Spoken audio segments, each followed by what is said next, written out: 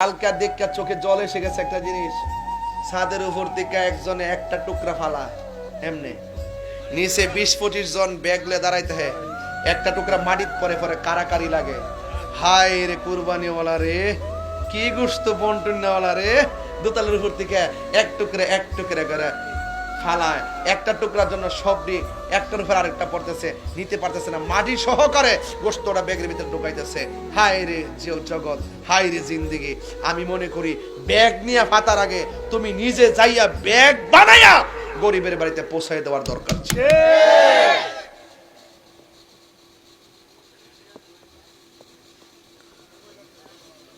7 জনের পক্ষ থেকে কুরবানি দিবেন, কোনো সুদখোরকে সাথে রাখবেন না।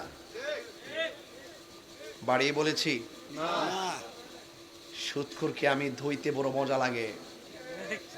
পানসুরুটে পয়সা নষ্ট, যুবক নষ্ট মদে, আর খাই পানি এগুলো ছাইরা দিয়া ওই কাপড়টা খুললেন, খুইলা চোখের পানি ফালাইয়া ডাক দিয়া কয়, এ পরম প্রিয়, আপনি আমার গোপনীয়তাটাকে ওপেন করে দিলেন।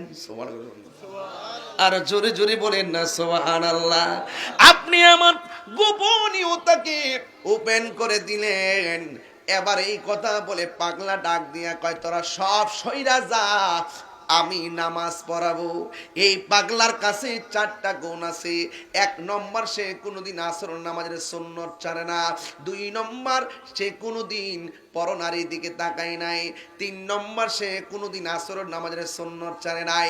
4 নম্বর, সে কোনোদিন তাকবীরে উলা ছাড়ে নাই।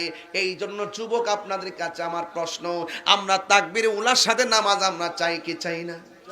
তাহাজ্জুদের নামাজ আমরা চাই কি চাই না? আসরের নামাজের সুন্নত আমরা চাই কি চাই না? যুবক আমার, আজকের ওয়াজ শুধুমাত্র ঘটনা নয়, আজকের ওয়াজটা চেতনায় ধারণ করতে হবে।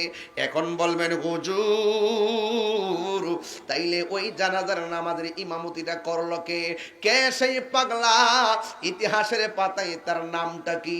এই নামটা আছে না নাই?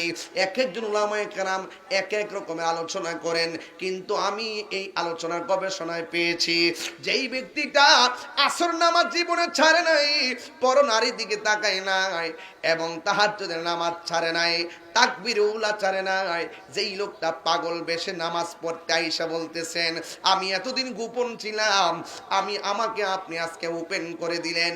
কে সেই ভাগ্যবান ব্যক্তি যার নামটা ইতিহাসের পাতায় দেখলাম?